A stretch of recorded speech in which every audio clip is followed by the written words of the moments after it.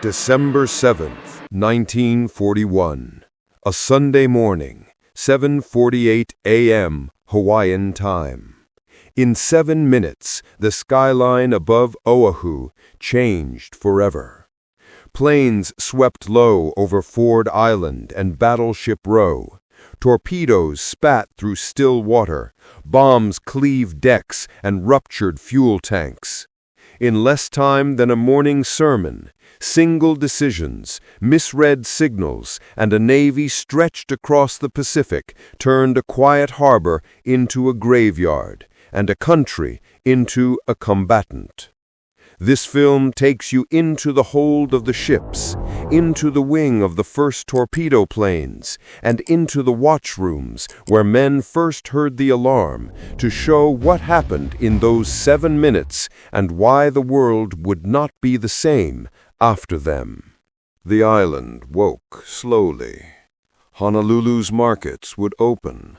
Sunday church bells would call the faithful, and servicemen on shore leave would move in quiet knots through cafes and station houses. On Oahu, the Pacific Fleet lay anchored in a lattice of mooring buoys. Battleships, cruisers, destroyers, and tenders pooled around Ford Island and Battleship Row. The harbor's water was glassy that morning, a mirror to a sky that did not yet know it would become a battlefield. Before the attack, Pearl Harbor had been both a forward operating base and a busy, familiar landscape. Sailors walked the decks with coffee mugs. Steam rose from boilers, and the metallic smell of diesel and paint hung in the air. Deckhands adjusted mooring lines, machinists checked boilers, lookout posts scanned for routine air traffic and launch traffic. The ships themselves were not expecting war that day. The fleet's 3 aircraft carriers, Lexington, Enterprise, and Saratoga, were absent on maneuvers or missions.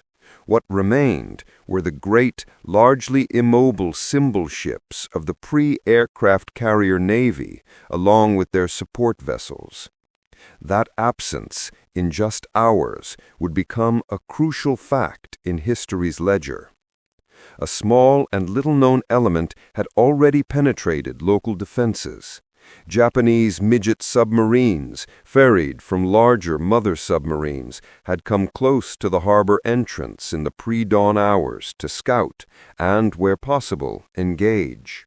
The U.S. destroyer Ward later engaged and sank one such midget submarine off the entrance buoy in the early morning, an incident that, at the time, would be reported in shorthand and not yet recognized as the opening tone of a major assault. The presence of these tiny craft illustrated how multiple axes, air, sea, and subsurface, had been stitched into the Japanese plan. At approximately 07:02 a.m., ordinary air traffic began to appear. A patrolled PBY Catalina, base aircraft taking off on routine runs. Moments like these produced the ordinary lull. Signal flags snapped, radiomen logged weather, and watchstanders rotated duty.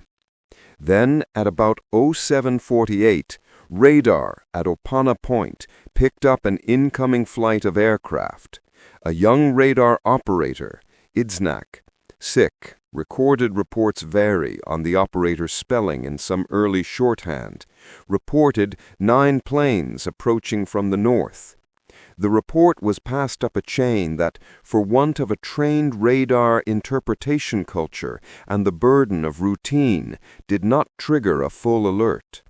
The operator's call in the cascade of information that morning did not yet read as alarm. The cognitive frame to interpret incoming as hostile had not been fully formed. Later accounts and official inquiries would debate response times and the meaning of this radar contact. Within minutes, the first wave, 183 aircraft organized from 6 carriers under Admiral Chuichi Nagumo's strike force, approached low over the water. They flew in two waves. Torpedo planes aimed at the battleship anchorage, followed by dive bombers targeting airfields and secondary naval facilities. Torpedoes had been adapted to the shallow harbor by attaching wooden tails that prevented them from digging into the bottom. A small engineering improvisation that made the torpedo attacks feasible in a harbor far shallower than the open sea. The first torpedoes struck holes and pierced fuel tanks. Deck fires began to bloom, and the water around Battleship Row turned black with oil and smoke. The first visible physical sign of violence was a spray of water and a shutter on the hull, a torpedo strike at the waterline, plumes of spray, and a shock that ran down a ship's ribs. Men reacted in human increments, a deckhand darting for a ladder, an officer shouting a command, a medic unfastening a bag. Fire spread with terrifying speed where fuel ignited. On the USS Arizona, a bomb detonated inside the forward magazine, and the ship erupted in such a violent burst that it broke the keel and drove men and seawater into the air. Hundreds died on impact or in the conflagration, and the Arizona became, almost immediately, a tomb and a symbol. Other ships capsized, listed, or were left dead in the water. Cruisers and destroyers attempted to get steam up, to get guns to bear, to do the only things ships could do when sea and sky were suddenly allied against them. Confusion governed the next minutes. Shore batteries, taken by surprise and often struck by the second wave aimed at airfields, tried to identify friend from foe in the low-altitude melee. Pilots on both sides described smoke, low cloud, and the noise of engines as disorienting. On the tarmac at Hickam Field and Wheeler Field, crews scrambled to man fighters. Some P-40s managed to take off under strafing fire, while others were destroyed before they could move. Across the harbor, sailors and Marines who had been asleep on the morning watch were now in firefights they had not expected. Small unit initiative and improvisation became the currency of survival in those first chaotic minutes. By roughly 07:10 a.m., the first two waves had struck, and a third wave, a later, more limited strike, would follow in short order. When the smoke cleared, the tally became devastating. More than 2,000 American military and civilian deaths, hundreds of aircraft destroyed, and battleships and other warships sunk or badly damaged. The Japanese force, which lost relatively few aircraft in comparison, had achieved its immediate tactical objectives, but had not destroyed shore facilities like fuel depots and repair yards to the extent needed to keep the Pacific Fleet from recovering.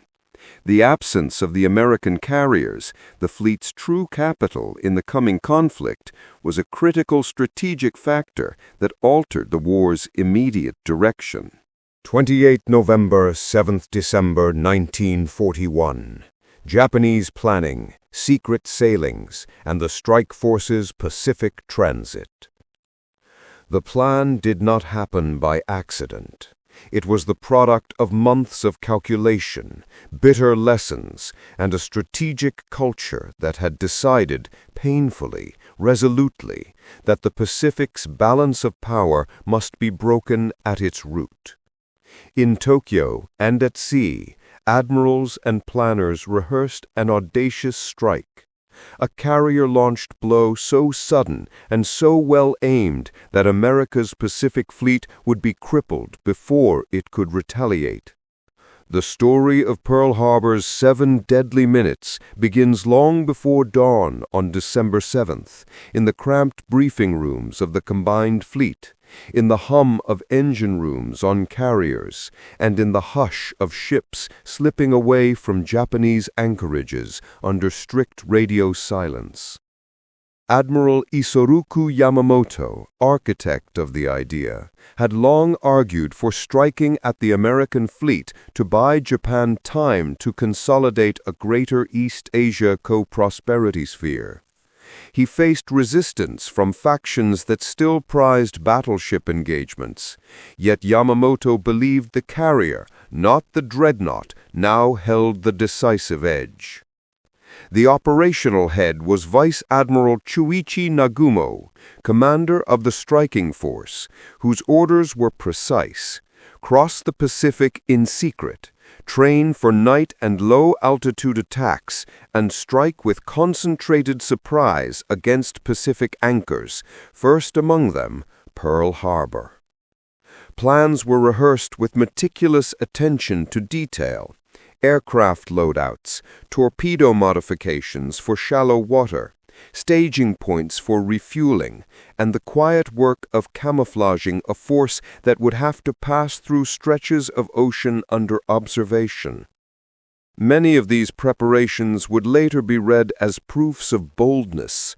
At the time, they were simply the hard paperwork of war.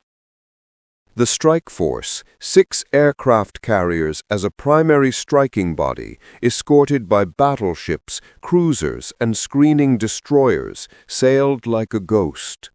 Mother submarines carried Type A midget subs toward Oahu to probe the harbor entrance and, if possible, create local confusion. Reconnaissance seaplanes flew advance sorties to confirm weather and harbor posture.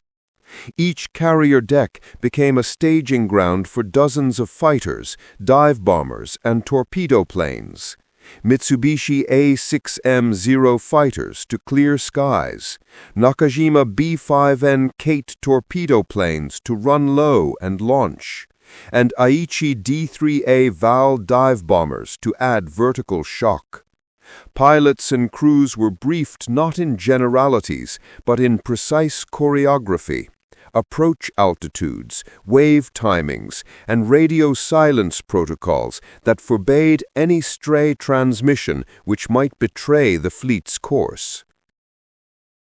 A lesser-known piece of the plan was technical adaptation.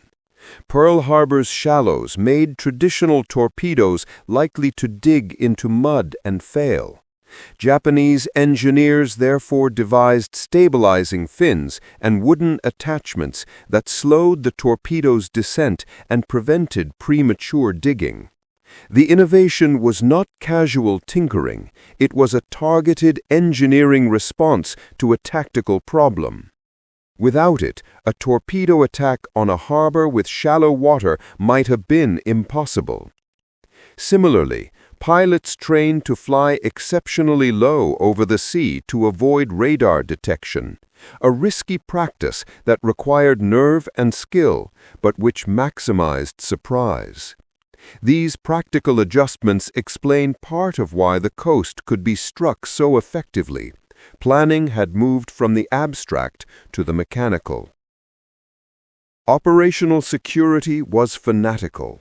The strike force observed strict emission control, no radio chit-chat, no open lights at night, and watches limited to a few officers at a time.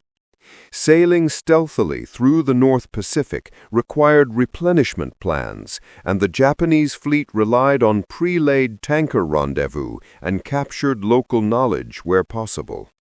For weeks, the carriers steamed east from Japanese home waters, through equatorial choke points and across stretches watched by neutral neutrals without arousing detection. Where Allied code-breaking efforts had begun to pierce Japanese traffic in scattered places, the Japanese operational discipline and the fleet's radio silence reduced the signal available to distant listeners. The result was a long, patient approach that closed the distance to Hawaii without alerting the Pacific's defenders. As the task force moved closer, reconnaissance intensified. Spotters confirmed weather windows, coastal defenses were visually assessed where possible, and the timing of dawn attacks refined. Nagumo's staff rehearsed wave sequencing, torpedo planes first to disable capital ships, dive bombers to finish them, and fighters to protect the strike and mop up air opposition. Pilots were shown photographs of Battleship Row and the likely mooring configurations. Gunnery tables were prepared for the most likely ship silhouettes. The aim was not simply destruction, but paralysis, to make the harbor unserviceable for months, and to sear into the enemy's will a pause long enough for Japan's planned southern operations to consolidate. Yet the plan's boldness carried risk. Carriers were vulnerable when aircraft were away from decks. A surprise counterstrike against the carriers themselves could have reversed history. Yamamoto had wagered that the probability of the United States locating the fleet in transit or launching a counter-concentration was low. The Japanese also accepted that the strike force might be beyond immediate friendly support. That calculus, gamble on surprise with heavy concentration, is the operational heart of Pearl Harbor. An attempt to decide a theater not by a protracted fleet duel, but by a single high-risk blow.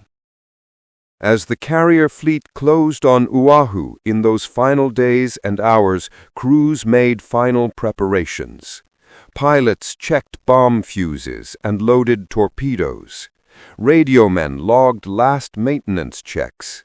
Mechanics cranked engines that would start in darkness and deliver wings of aircraft to the horizon. The human texture was spare yet tense. Men moving with the practiced silence of a well-drilled unit about to execute a mission they believed necessary. When the first masts of Oahu appeared on the eastern horizon and lookouts passed the word, the long choreography of months condensed into minutes. A strike launched from the sea that would, in 7 minutes of light, rip open the quiet of an island Sunday and change the course of the Pacific War. 0748 to 0815, December 7, 1941. First wave execution. Torpedo attacks on Battleship Row. Dive bomber strikes on airfields and support facilities. The hour between dawn and disaster collapsed into a single, compressed burst of metal, flame, and human motion. At 07:48 a.m., aircraft that had crossed the Pacific in silence slid low over the glassy water, folded into 2 tightly choreographed echelons, and turned their noses toward Oahu's sleeping harbor. For the men who watched from piers and decks that morning, the attack happened faster than thought. A silhouette, a low thrum, a spray of water, and then the terrible geometry of smoke and flame. The strike unfolded in 2 principal interleaving threads. Over Battleship Row, the cluster of moored capital ships along Ford Island, torpedo planes ran low and fast to deliver their weapons into the shallow harbor. Above them, fighter escorts drove down to suppress interceptors and pick off observation aircraft. Simultaneously, groups of dive bombers and level bombers swept toward airfields and shore installations to neutralize planes on the ground and to destroy repair and fueling facilities. The Japanese planners had rehearsed this choreography. Torpedoes first to immobilize capital ships, dive bombers to amplify damage and destroy shore-based response, fighters to protect the strike and to stifle opposition. A torpedo run in Pearl Harbor's narrow basin was a study in precision and courage. Pilots throttled down to just above the wave crests, hugging the water to stay beneath radar and to present the smallest silhouette to ground gunners. In a single pass, pilots aimed to release at precisely the right range, so the weapon would continue to run true toward a hull driven under scant inches of dawn glare. For those who watched from the decks, the sight was almost surreal.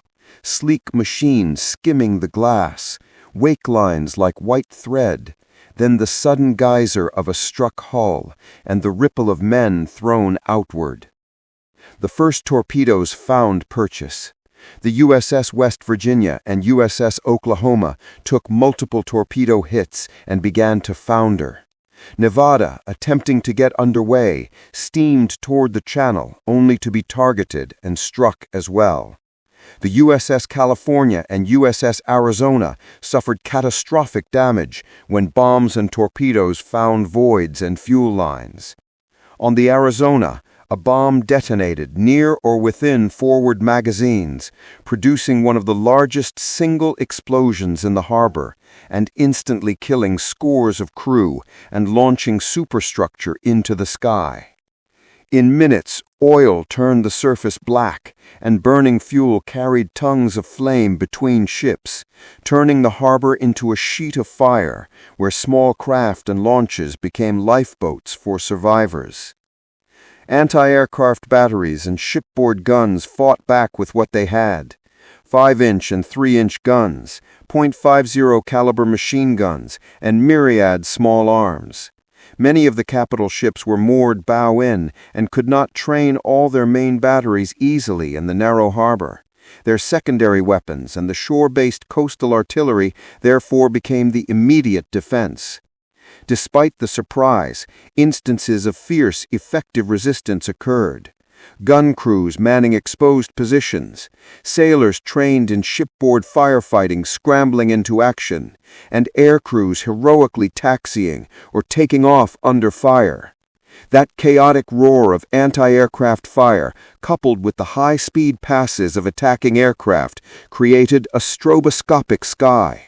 Tracer and burst flares, white puffs of shell bursts, and the dark pith of a plane cut in half by a shell.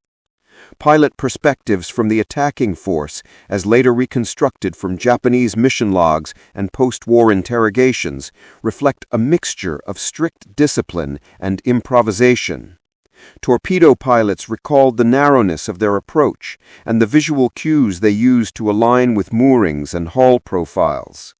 Dive bomber pilots spoke of the suddenness of small arms fire from the ground and of taking in the grotesque scene of ships in smoke as they pulled out past low clouds. For Allied observers, sailors, dock workers, and airfield personnel, the attack was bewildering in its speed. Men who had been listening to the radio an instant earlier for Sunday programming found themselves sprinting for lifebelts, grabbing fire hoses or firing rifles at dark shapes overhead. That human improvisation, the unscripted courage of deck crews, medics, and ordinary citizens would become the first counterstroke of the day. One of the singular haunting images from these minutes was the attempt of the USS Nevada to get underway. Ordered to steam out and clear the channel, Nevada's captain faced a gauntlet, a desperate decision to move a capital ship through a narrow, burning harbor while under concentrated attack. Nevada attempted to power up, get steam, and make a run for the channel. Japanese fighters singled her out and straddled her with bombs and strafing runs. In the end, the ship grounded to avoid blocking the channel. Her hull blackened and her bow turned toward the open sea like a scarred sentinel. The decision to move and the outcome has been debated as an act of aggressive defiance that risked further damage but also represented a refusal to be passive under assault. Small boat heroics threaded through this larger disaster. Launches and motorboats, many piloted by civilians and yard personnel, raced into burning waters to pick up survivors from oil-slicked decks. Firefighting parties transferred lines onto burning ships, trying to keep flames from reaching magazines and fuel stores. Medical teams established ad hoc triage on piers and beachheads, while men and women from nearby hospitals labored into the smoke to treat the torn and burned. These acts of immediate compassion, not strategic decisions, but human reactions, saved lives and formed the first chapter in a long story of rescue, recovery, and remembrance. 8:40 to 10:00, December 7th, 1941. Second wave strikes, airfields, repair yards, fuel dumps, and follow-up attacks across Oahu. The second wave arrived like an echo that made the first strike sound larger and worse. Where the first wave had concentrated on crippling the capital ships in Battleship Row and softening air defenses, the follow-on force, dive bombers and level attackers backed by fighters, sought to finish what had been started, destroy aircraft on the ground, blast hangars and repair facilities, rupture fuel storage, and render the island's shore facilities unserviceable.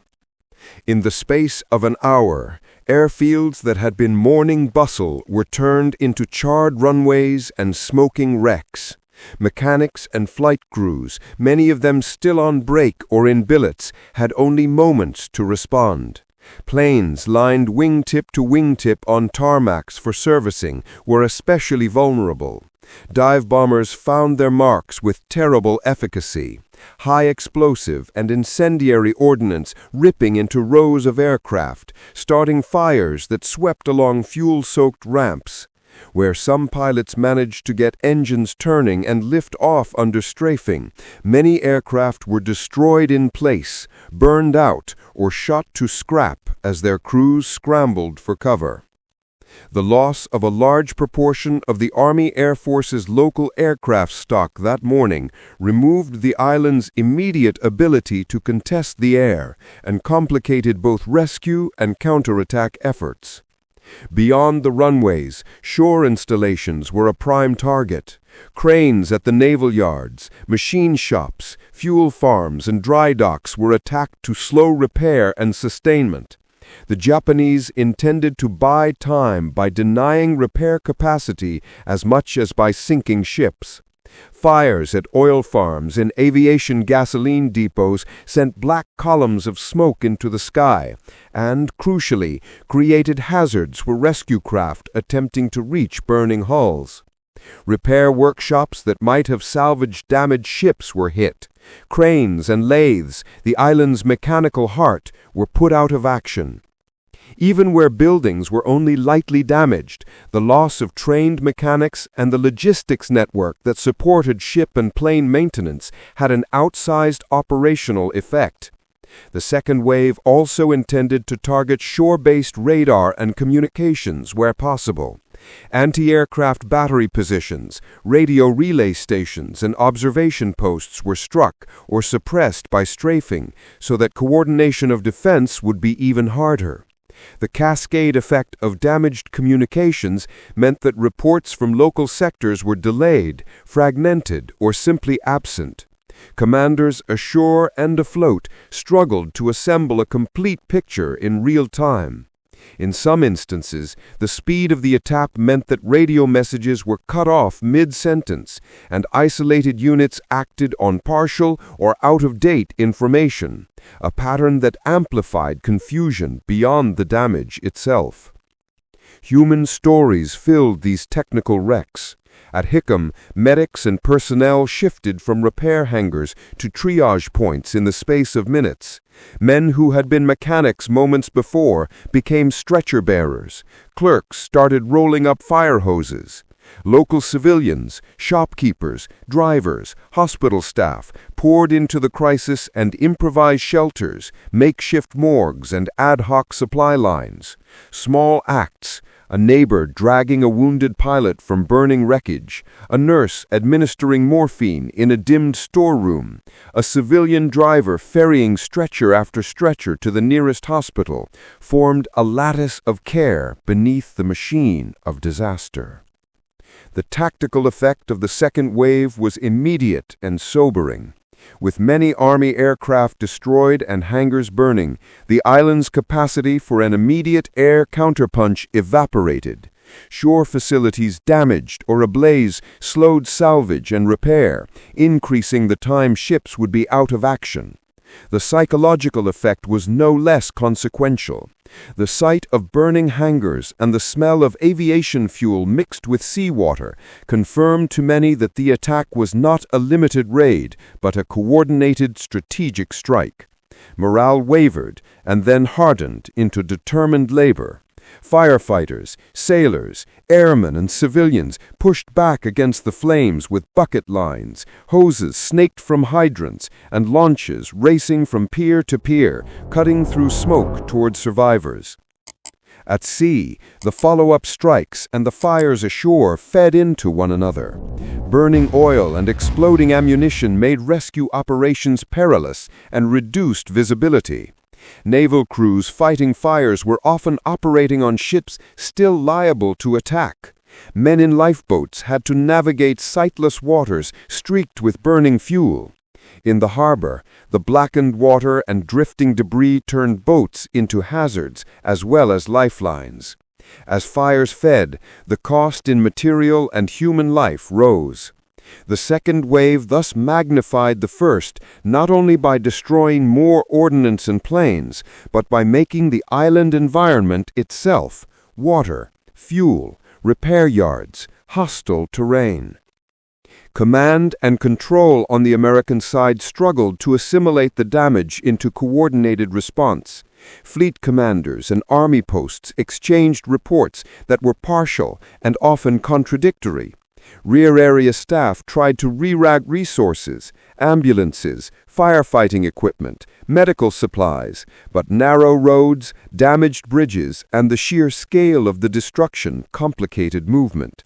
The absence of the carriers, which had been at sea on exercises, remained a strategic fact. Yet, in the hours after the attack, the immediate task was triage and holding the remaining assets functional. Officers who in peacetime had been desk-bound found themselves making urgent tactical calls: which facilities to sacrifice to save others, where to concentrate remaining anti-aircraft coverage, and how to evacuate non-essential personnel from exposed sites.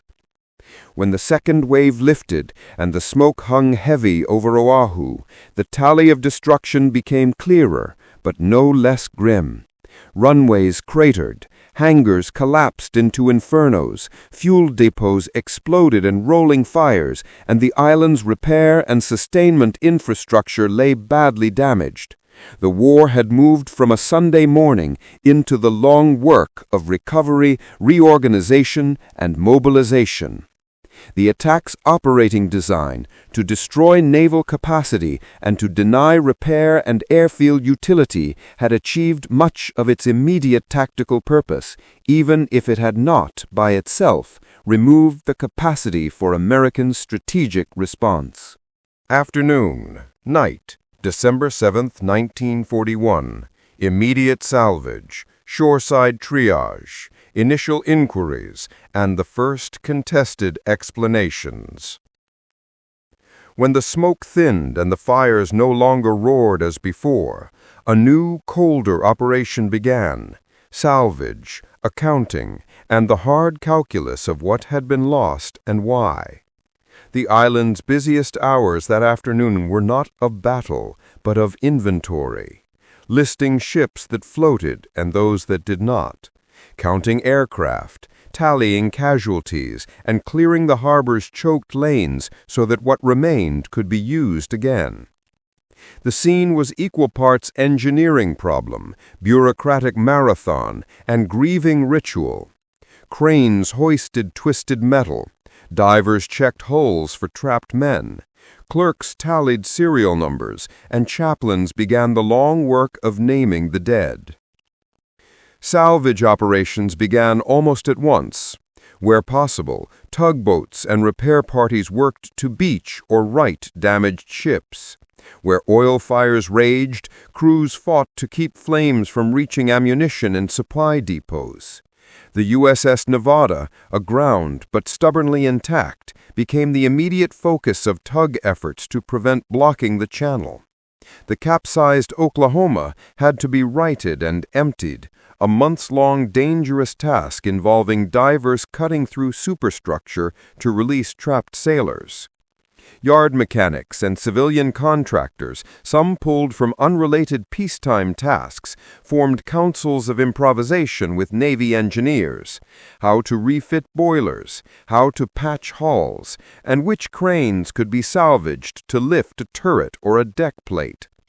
That afternoon was the start of one of the largest salvage jobs in U.S. naval history. At the same time, military and civilian authorities scrambled to document what had happened for both tactical and legal reasons. Photographers, signal clerks, and intelligence officers worked to preserve film and logs. Medical officers compiled lists of the dead and wounded.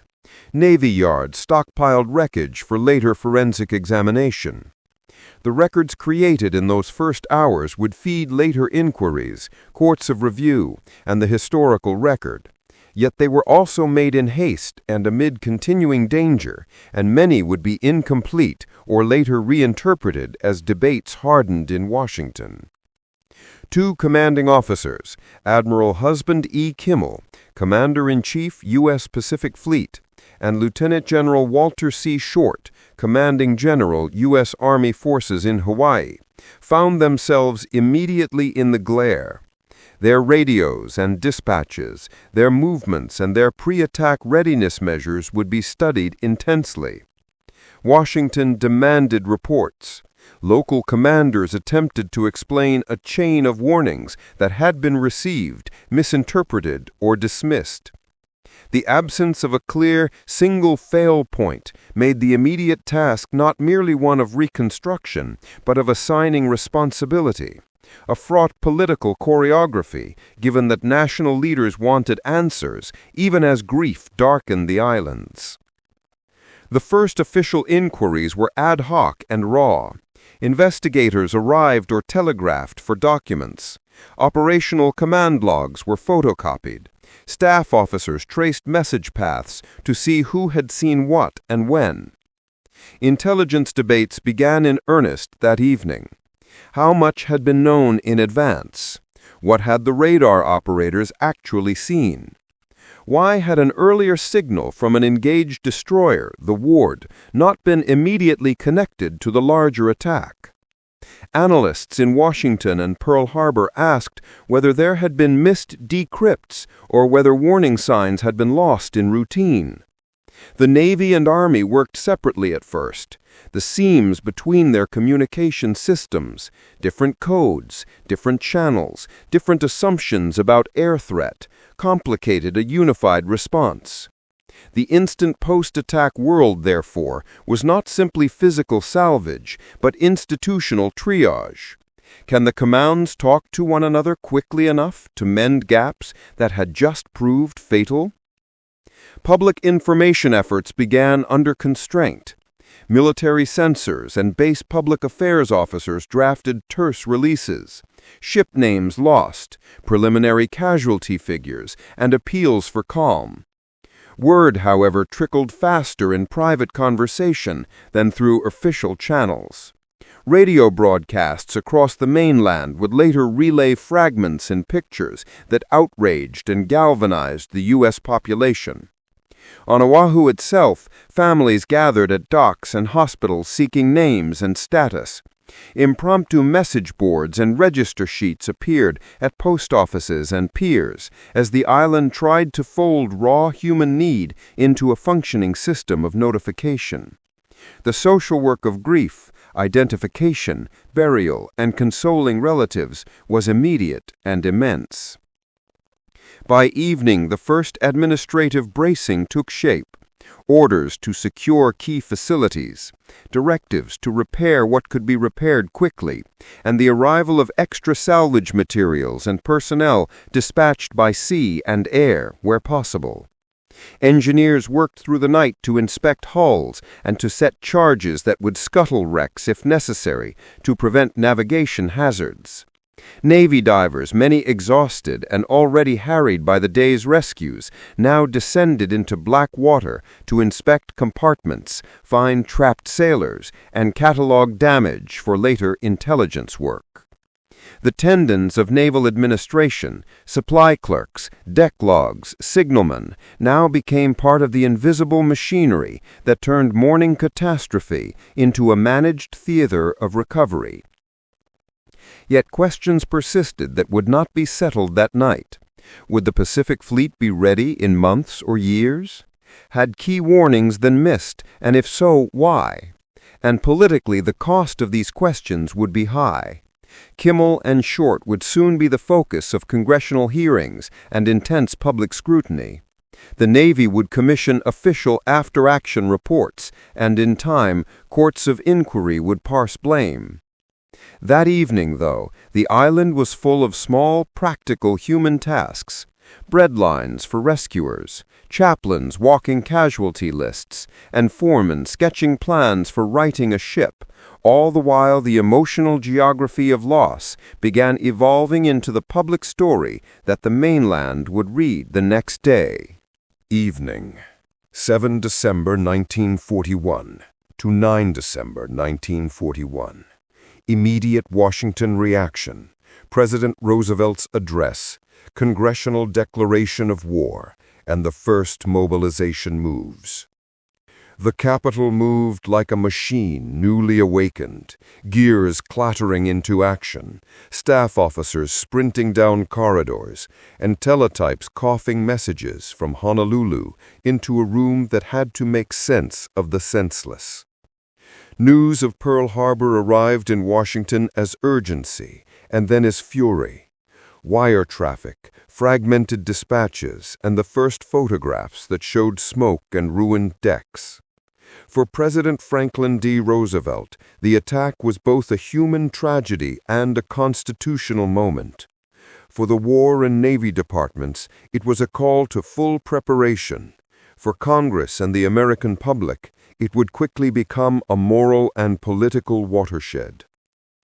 That night, the White House filled with aides and cabinet officers. Roosevelt convened the principal secretaries, Hull, Stimson, Knox, and others, and military chiefs brought updated reports by phone and courier. The president moved deliberately, but with an officer's focus, not only to digest the facts, but to craft the nation's response in language that could unify and sustain a people suddenly at war. Drafting that response was intimate and taut. Speechwriters, press secretaries, and personal aides weighed how to convey both grief and resolve without inflaming panic. The famous line that would pulse across history, a date which will live in infamy, emerged in these cramped hours as a measured moral frame. The attack was not only a strike on ships, but an assault on national innocence and treaty expectation. The words were chosen to make the case for war not as vengeance, but as necessity. Behind the language lay immediate executive moves. The War Department and Navy issued orders to increase alert levels. Reserve call-ups were discussed, and military transportation authorities began routing Army divisions and material to embarkation points. The Joint Chiefs coordinated with theater commanders to establish priorities, shore defenses, convoy protection, and the shipping of fuel and materiel to keep the fleet alive. The Treasury and Commerce departments began rapid assessment work. How to lock foreign assets, how to ration shipping space, and how to ensure that the industrial base could shift from peacetime to wartime production. The mobilization of an economy that had barely shaken the Depression now required emergency decrees and the coordinated will of private industry to retool factories at scale. On Capitol Hill, the mood was sober and swift. Senators and representatives from both parties gathered. Staffers spread maps, casualty lists, and dispatches across conference tables. War resolutions were drafted with procedural speed rarely seen in peacetime. Congress convened in an extraordinary session and in a near-unanimous voice on 8 December approved declarations of war against Japan. The roll call and the vote, historically almost unanimous, signaled a political unity driven by public outrage and the gravity of the attack. Within hours, the contours of a global conflict were formally recognized by the nation's lawmaking body. Public reaction across the mainland was immediate and visceral. Newspapers printed bold headlines and photographs that left little to the imagination. Radio newscasts replayed the day's images and tied them to calls for action. Thousands of men stood in recruitment lines at local armories. Enlistment offices reported surges as citizens sought to join the fight. Women volunteered for blood drives and civil defense work. Factory owners hastened to meet government calls for conversion, from civilian goods to steel, aircraft engines, and munitions. Local communities held vigils and hastily organized bond drives. Churches offered prayers and civic halls hosted war planning committees. In neighborhoods, the shock of Pearl Harbor translated quickly into organized effort. Yet the machinery of war required more than volunteers and heat-of-the-moment drives. Legal instruments were invoked and extended. Emergency appropriations were passed to fund immediate defense needs. Authorities to control ports, shipping, and telegraphs were strengthened, and agencies began drafting regulations to prioritize military cargo and to redirect scarce materials. The Office of Production Management, and soon after the War Production Board, would oversee the complicated choreography of industrial conversion. How to turn automobile plants into tank factories, how to retool sewing machines for military uniforms, and how to allocate steel among shipyards. Those decisions would determine the tempo of American rearmament in the months to come. Diplomacy did not sleep. Roosevelt's emissaries informed ambassadors and allied capitals. British leaders, already meeting a long and costly struggle against Nazi Germany, offered immediate sympathy and pledged coordination. Neutral powers watched with alarm as the global map shifted perceptibly overnight. In Tokyo, meanwhile, Japanese leaders assessed the strategic effects of their strike, even as they launched operations in Southeast Asia. The Pearl Harbor attack had not been an isolated act, but part of a wider campaign designed to reshape regional power. International reaction would soon harden into blocs and alliances that would define global strategy. Back in Washington, the human dimension persisted beneath the cables and memos. Roosevelt met with families of sailors and with Navy officers. He received situation reports and walked the lines of briefings in person.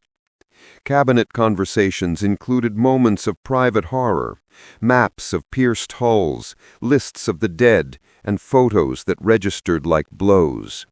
Yet public posture required steadiness. The President's address to Congress on 8 December, read in the immediate hours after the attack, translated raw feeling into legal and moral purpose and rallied an anxious nation. The speech's combination of sorrow and clear-eyed determination provided a political anchor for mobilization. Congress voted, resources were redirected, and a peacetime society began the arduous conversion to total war. The immediate logistical effect on the Pacific theater was also decisive. Destroyers, transports, and convoy escorts were ordered to reposition. Additional patrols were placed along the West Coast, and the Navy accelerated convoy protections for vulnerable supply lines. Military leaders debated when and how to strike back, whether immediate reprisal would be strategically prudent, or whether the United States needed time to build an adequate force and to secure logistics. Those debates shaped early war strategy, the need to prioritize both defensive security around the hemisphere and offensive preparations to project power across oceans. 8 to 15 December 1941. Immediate U.S. naval search operations, port repairs, convoy protection, and strategic reorientation in the Western Pacific. The morning after the speeches, the Navy that had been ambushed moved into a different, colder work. find the attacker, secure the sea lanes, and make sure the fleet could fight again. For the Pacific Fleet, the problem was layered. First, did the Japanese strike force remain in the neighborhood, and could it come back? Second, how to protect convoys and the West Coast from follow-on raids or submarines. Third, how to get the damaged capital ships and critical logistics moving so the Pacific did not become a graveyard of rusting hulks and stranded men. The answer would be neither quick nor wholly tidy. It was a week of frantic search missions, hurried repairs, and the start of a strategic pivot that would remake U.S. naval posture for the war ahead. Search operations were immediate and intense. Destroyers and patrol aircraft were sent to scour the approaches and the broad ocean belts where a carrier force might hide or refuel. The absence of Japanese carriers in the area after the attack suggested the strike force was already withdrawing, but the fear of return, a second punch when the Americans were most vulnerable, compelled week-long sweeps. Aircraft from the few serviceable airfields and from seaplane tenders were tasked to fly long-range patrols, and coastwise radar and shore observation posts remained at heightened watch. Intelligence officers mined every fragment, sonar contacts off the channel, late-night sighting reports from fishing vessels, and any intercepted radio traffic. Each report was fed into a fractious analytic process that moved slowly because certainty at sea is a rare commodity. False positives, oil slicks, or whale spouts, or fishing fleets complicated the hunt and cost precious hours. The search for the Japanese battle force would prove fruitless in the immediate term, but the effort shaped procedures and produced lessons in maritime reconnaissance that would pay dividends months later. While search sorties ran, a parallel labor began in the Navy yards. Fleet tugs and floating cranes worked to clear channels and to patch hull breaches enough to allow ships to be towed or refloated. Divers inspected overturned compartments. Engine rooms were sealed and pumps set to work.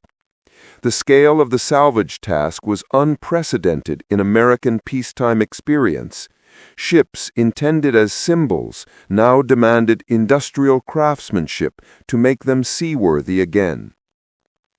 In some cases, the choice was triage: which vessel to repair for short-term use and which to send to long-term refit for complete restoration.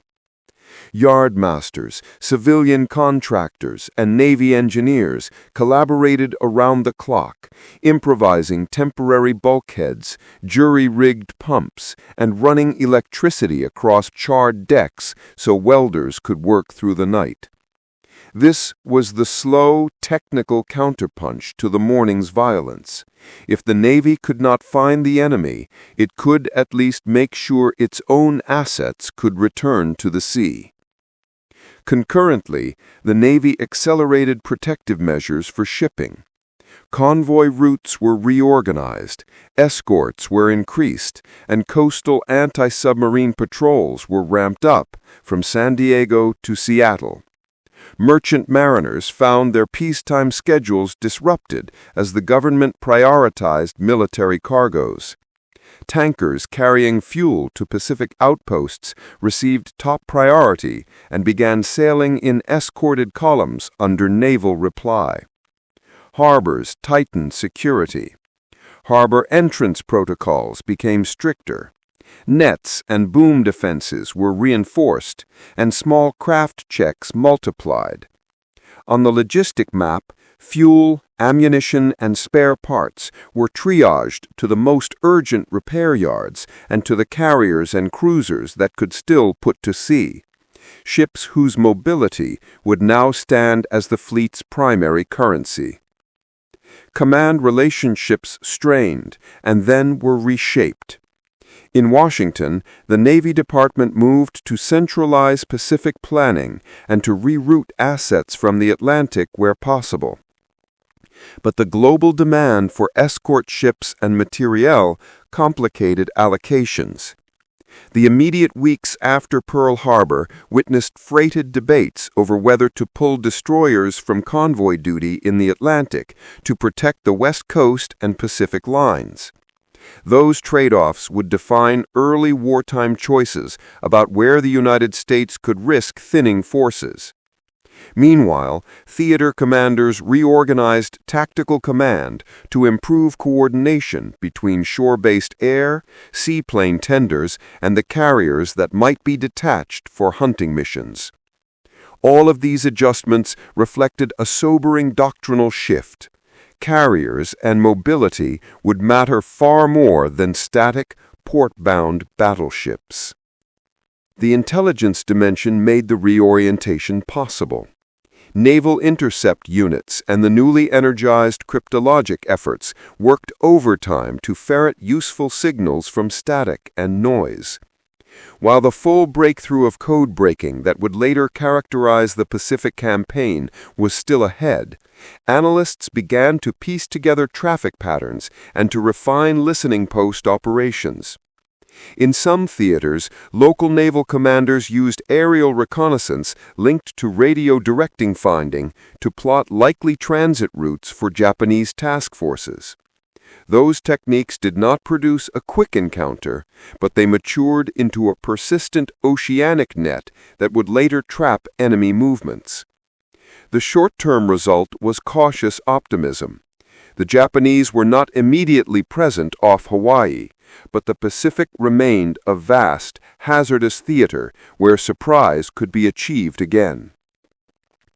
Beyond the immediate military mechanics, the early redeployment exerted political and social costs.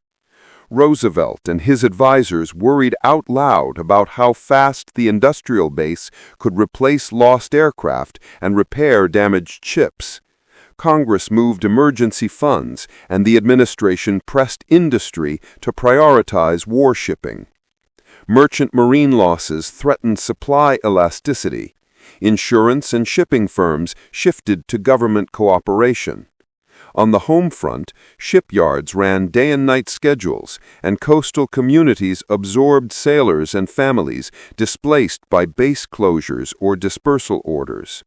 Men and women who had been civilian technicians or office staff found themselves apprenticed into wartime production lines, welding hull plates or learning the tolerances of naval turbines. This was the slow, technical counterpunch to the morning's violence.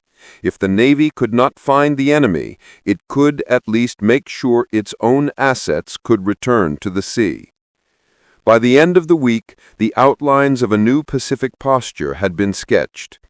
Ships that could steam were retasked to hunt, patrol, or escort. Damaged vessels were prioritized for salvage. Shore-based radar and ASW nets were extended, and logistic channels were hardened. The absence of a lightning counterstrike against the Japanese fleet did not feel like failure in all quarters. Naval leaders recognized the prudence of methodical search over rash pursuit. But the sense of vulnerability lingered. Searching the deep ocean taught the Navy a practical lesson. Control of the sea requires constant movement, layered intelligence, and an industrial base that can replace losses. The work of the week would not end the crisis, but it began the long, grinding process by which the United States would turn tactical shock into strategic capacity. December 1941 to March 1942. Early Pacific engagements, Wake Island defense and fall, initial carrier actions, and doctrinal shifts through early 1942. The first months after Pearl Harbor were not a single steady surge, but a ragged improvisational series of fights across islands, atolls, and open sea, a scattershot of desperate defenses, hurried counterstrikes, and hard lessons learned in blood. from Wake Island's valiant dune defense to the handful of carrier actions that began to probe Japanese lines, the United States Navy and Army Air Forces discovered that winning in the Pacific would demand new tactics, new logistics, and a dramatically different appreciation of mobility and intelligence. This scene follows the arc from local heroism to institutional reform, how small victories and bitter defeats reshaped doctrine and set the stage for a long war. Wake Island was the first sharp test after Pearl Harbor. Barely 2 weeks after December 7th, its tiny garrison of Marine defenders, civilian contractors, and a handful of aircraft fought a resolute defense against Japanese invasion forces. The island's defenders scored early tactical successes, shooting down attackers, damaging ships, and repelling an initial landing attempt. But overwhelming Japanese naval and air superiority, coupled with the logistical impossibility of reinforcing Wake from a Pacific now dominated by Japanese carriers, doomed the island. The fall of Wake and the images of its defenders fighting to the last crystallized American public sorrow and military urgency. Strategically, Wake taught a grim lesson. Isolated outposts could buy time and inflict damage, but without secure lines of supply and carrier cover, they could not hold indefinitely. Commanders learned that defense of distant atolls required not just courage, but an integrated sea-air logistics tale that the U.S. had yet to fully reassemble.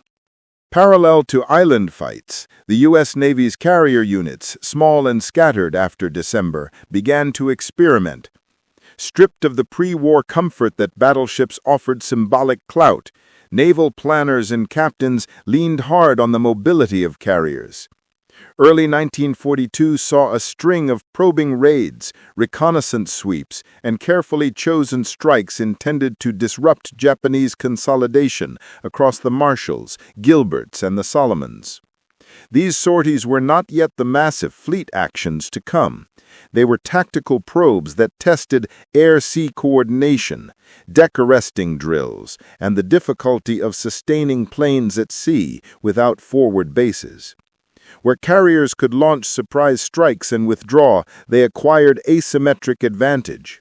Where they could not, when aircraft had not been recovered or fuel was low, they remained dangerously exposed. These early experiences hardened the nascent doctrine that mobility, combined with intelligence and coordinated air power, would be decisive. Intelligence and signals work matured rapidly in this period. Out of the shock of Pearl Harbor grew an organizational determination to read the enemy's intent and movements more accurately. Cryptanalytic units, code breakers, and radio direction finding nets expanded operations. Radio intercepts and the mapping of Japanese naval dispatch patterns gradually produced useful, if incomplete, leads. Reconnaissance techniques improved. Long-range patrol aircraft, seaplane tenders, and carrier-based scouting wings provided eyes where land-based radar could not. The early months were a period of painful learning, missed signals that led to embarrassment, intercepted traffic that arrived too late for action, and analysts who struggled to separate noise from strategic message. But by spring 1942, the United States had incrementally improved the quality of its oceanic picture. Operational doctrine was also rethought where tactics had previously been conservative. Pre-war doctrine had privileged decisive battleship engagements and fleet-of-battle thinking. Now commanders and planners saw that air power and the ability to concentrate strike force at a distance could achieve strategic paralysis without a decisive gun duel. Ship design and task force composition were reconsidered. More emphasis on carrier escort screens. More destroyers for ASW and picket duties. Improved radar installations on escort vessels and early warning networks that linked islands and tenders. Amphibious planning began to be retooled around the reality that landings required naval air cover as their sine qua non. The lessons of Wake, Guam, and the Philippines tenuous island defenses without carrier protection were stark and politically consequential. Technological and logistical fixes followed tactical lessons. The Navy accelerated anti-aircraft upgrades, fitted more radar to ships, and improved damage control training aboard all combatants. Aviation logistics were overhauled, maintenance cycles on carriers tightened, carrier deck handling and rearming drills were prioritized, and the procedures to recover and launch strike packages were refined. Shipyards moved into wartime tempo, repairing what could be repaired quickly, converting merchant hulls into escorts, and designing classes of ships better suited to escort and ASW work. The U.S. industrial response, already swelling under wartime appropriation, began to meet operational need with an urgency shaped by recent losses. The men and commanders at the sharp end adapted within the limits of the moment. Commanders who had been schooled in ponderous battleship maneuvers now practiced rapid carrier task group separations, coordinated air-sea strikes at shorter notice, and the art of trading space for time. Trade a base for a mobile strike, a harbor for a fast carrier sweep that would deliver surprise elsewhere. Admirals who had once hesitated to detach forces without overwhelming strength learned the calculus of economy of force. A few well-placed carrier strikes, tightly supported by land-based reconnaissance, could disrupt logistics and force Japanese reallocations. These early operational experiments, though costly, seeded the tactical templates that would be used to greater effect in the Solomon Islands and at Midway. Human stories punctuate these doctrinal shifts. Small ship captains learned to preserve their crews as the priority. Carrier air squadrons endured grueling cycles of launch and recovery and repeated deck landing casualties until proficiency rose. Island residents endured bombardment, occupation, or evacuation. Veterans' letters and unit diaries from these months record a mixture of stoicism, improvisation, and a dawning confidence that where the U.S. could not immediately match Japanese tempo, it could outlast and outproduce. The narrative arc from December to March is therefore one of attrition converted into adaptation, painful lessons that, once absorbed, became instruments of eventual strategic advantage. 7 August 1942 to 9 February 1943. Landings, airfield fights, naval night battles, and the campaign that shifted momentum in the Pacific. The map of the Pacific narrowed to a single island chain, and for months to one airfield. Guadalcanal turned the strategic arithmetic of 1942 into a simple, brutal test. Who could keep men, planes, and supplies ashore long enough to seize and hold the terrain? What began as an audacious amphibious invasion on 7 August 1942 soon became a grinding, attritional campaign fought by landings, by the thunder of gunfire across narrow seas at night, and by a daily struggle to resupply. The Solomons campaign taught both sides what the new Pacific War would demand: logistics, night fighting, airfields, and the willingness to pay terrible prices for small pieces of ground. On 7 August, U.S. Marines went to shore to seize a Japanese airstrip under construction at Lunga Point.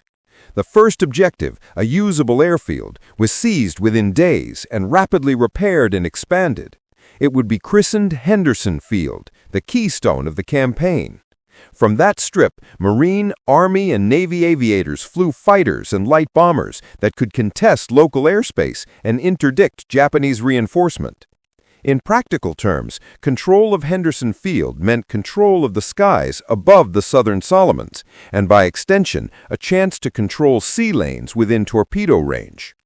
The very existence of a forward airbase transformed the campaign into a chess match of transport runs, air raids, and night surface battles.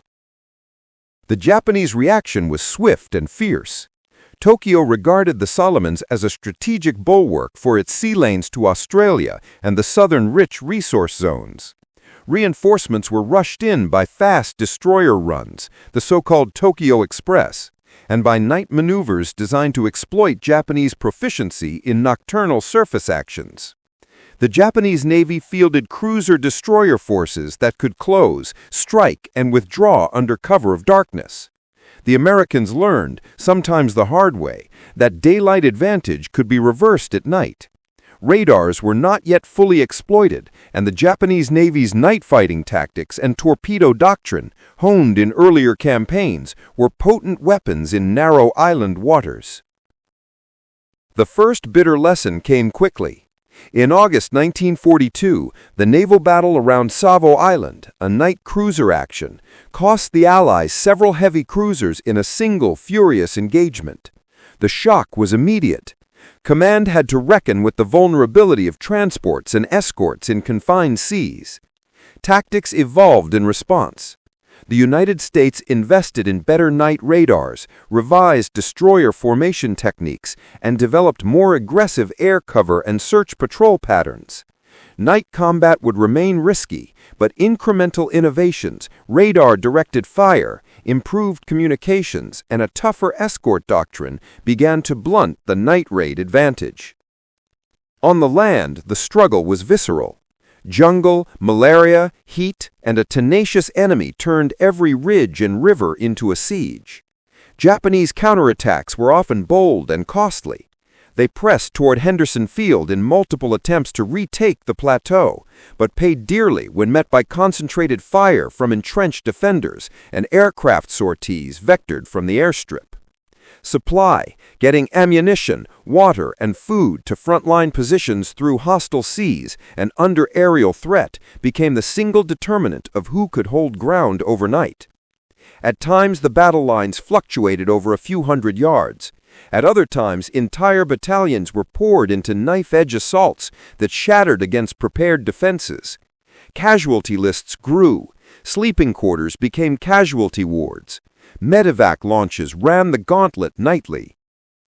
The Solomon Campaign was also a Navy's war of attrition. Repeated night actions, destroyer duels, and cruiser engagements slowly eroded Japanese destroyer strength and logistics capability.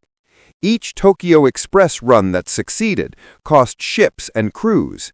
Each that failed tightened the noose around Japanese garrisons. Conversely, American sea power, aided increasingly by carrier airstrikes and by long-range land-based aircraft, began to interdict convoys and to impose a steadily more costly accounting on Japanese reinforcement efforts. By late 1942 and into early 1943, the cumulative cost in ships, torpedoes, and trained crews tilted the balance.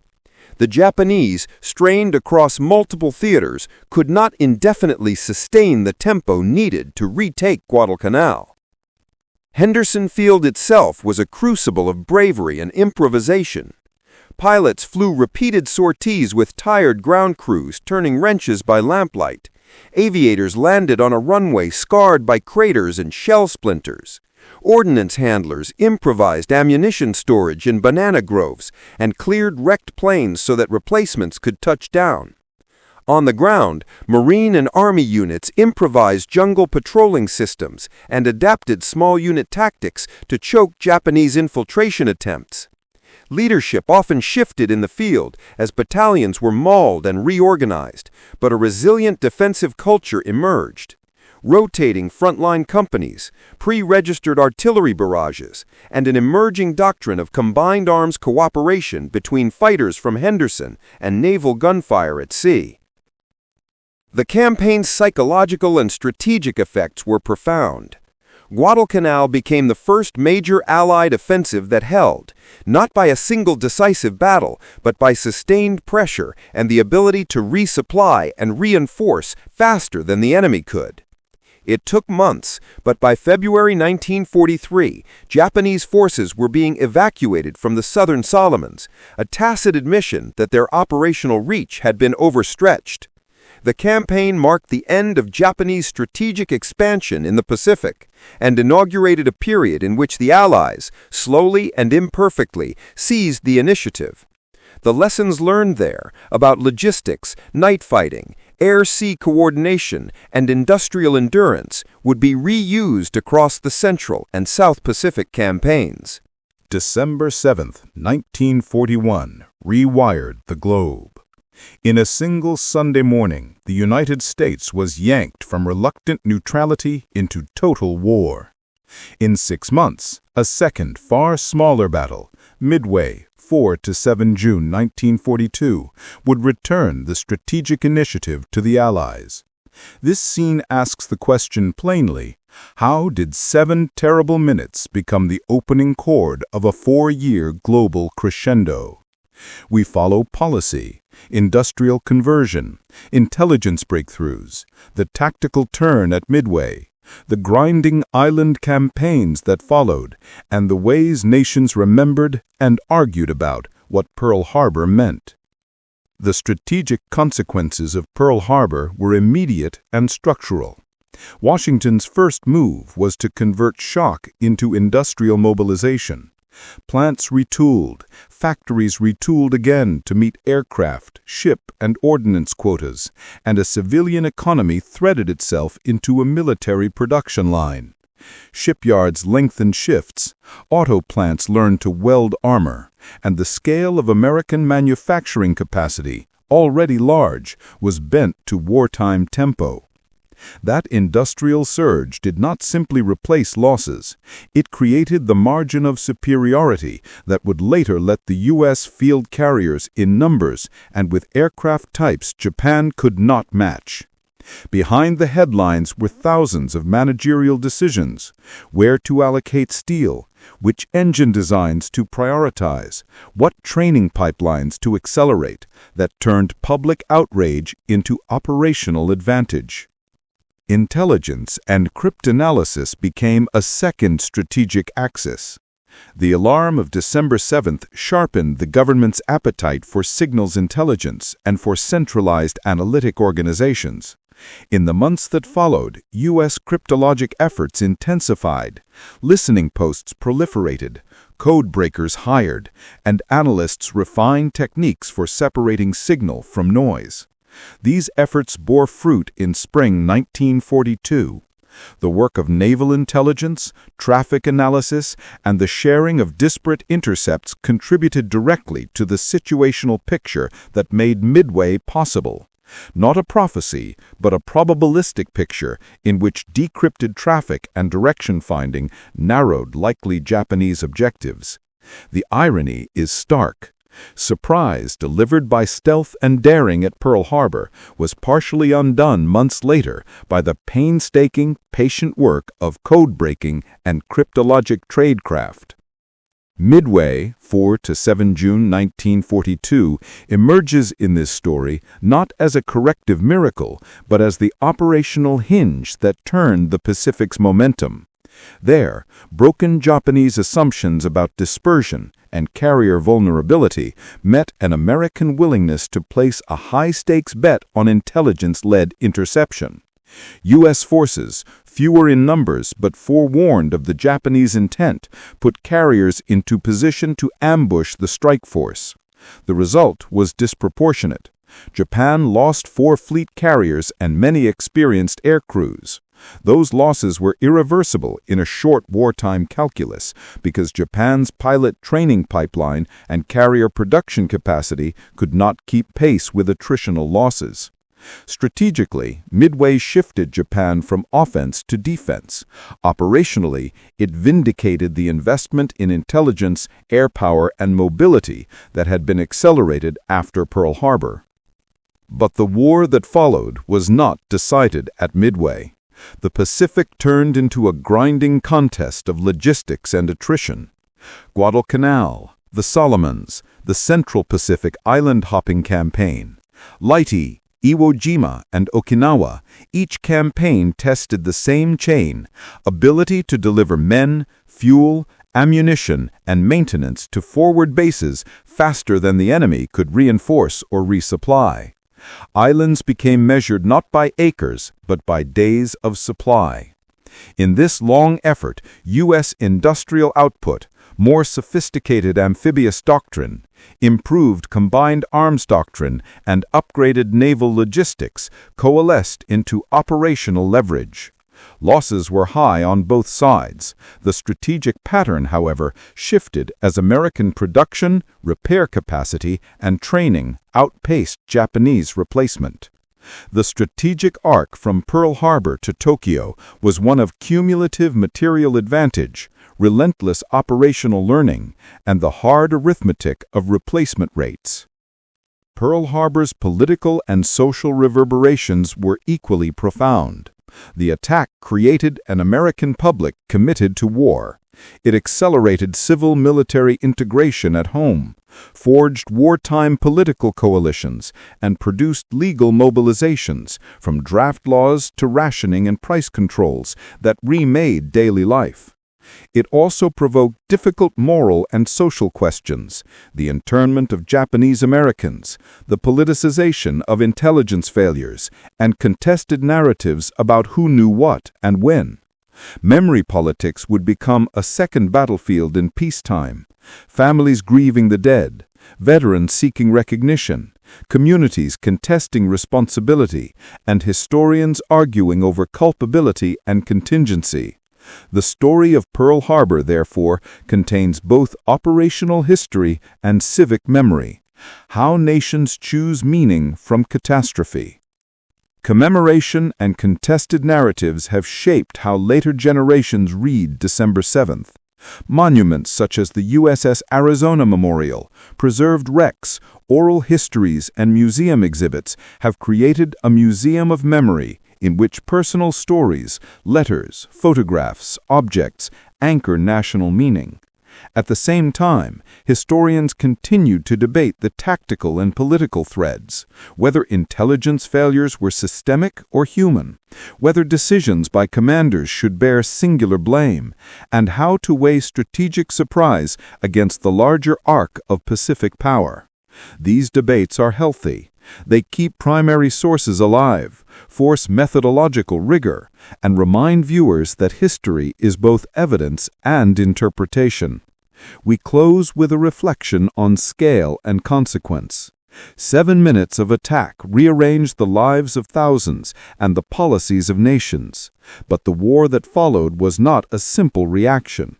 It was a transformation in industry, doctrine, intelligence, and in the moral calculus of the American Republic.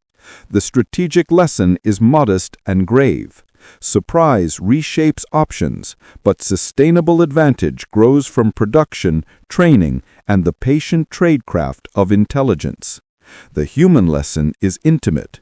Loss engenders memory. Memory obliges care, and remembrance is a responsibility that changes how communities and nations understand their past. Thank you for watching Pearl Harbor, 7 Minutes That Changed the World. If this film helped you understand the people and decisions behind December 7th, subscribe for more archival deep dives. Comment below which story most surprised you. If you found this valuable, share it to keep these memories alive.